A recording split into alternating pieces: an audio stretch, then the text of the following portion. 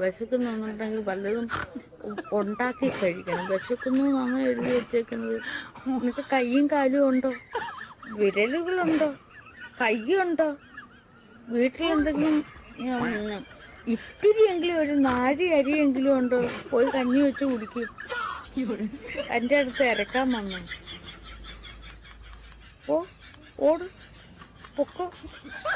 വിശക്കുന്നു 100 പേര് തരത്തില്ല. ഞാൻ വിശക്കുന്നുണ്ടെങ്കിൽ വല്ലതും ഉണ്ടാക്കി കഴിക്കണം. വിശക്കുന്നു എന്നാണ് എഴുതി വെച്ചേക്കുന്നത്. നിനക്ക് കയ്യും കാലും ഉണ്ടോ? വിരലുകളുണ്ടോ? കയ്യുണ്ടോ? വീട്ടിലെന്തെങ്കിലും ഇത്തിരിയെങ്കിലും ഒരു നാഴി അരിയെങ്കിലും ഉണ്ടോ? പോയി കഞ്ഞി വെച്ച് കുടിക്കും. എൻ്റെ അടുത്ത് ഇറക്കാൻ വന്നു.